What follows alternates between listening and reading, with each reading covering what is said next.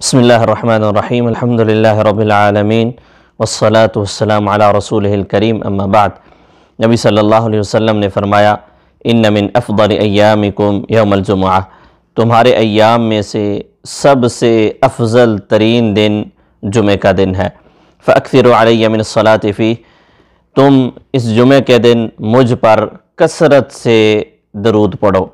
فإن صلاتکم معروضۃ علی، کیونکہ تمہارا درود پڑھنا، صلاۃ پڑھنا یہ مجھ پر پیش کیا جاتا ہے۔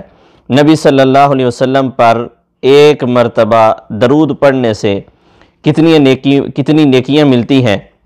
آپ علیہ السلام نے فرمایا من صلی علی صلاۃ واحدۃ صلی اللہ علیہ بہا عشرہ، جو شخص مجھ پر ایک مرتبہ درود پڑھتا ہے تو اللہ تعالیٰ اس کے بدلے اس پر اپنی 10 رحمتیں نازل فرماتے ہیں۔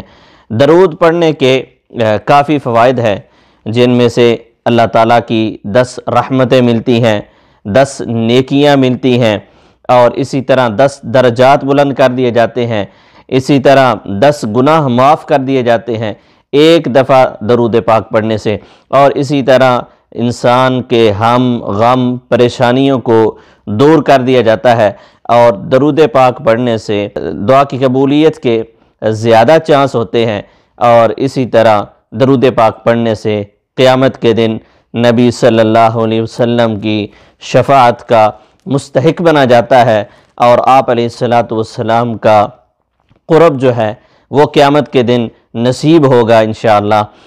اسی طرح اللہ تعالیٰ کے حکم پر عمل ہوتا ہے۔ اللہ نے فرمایا ان اللہ وملائکتہ یصلون علی النبی یا ایھا الذین آمنوا صلوا علیہ وسلموا تسلیما اللہم صل علی محمد وعلی آل محمد کما صلیت علی ابراہیم وعلی آل ابراہیم انک حمید مجید اللہم بارک علی محمد وعلی آل محمد کما بارکت علی ابراہیم وعلى آل إبراهيم إنك حميد مجيد۔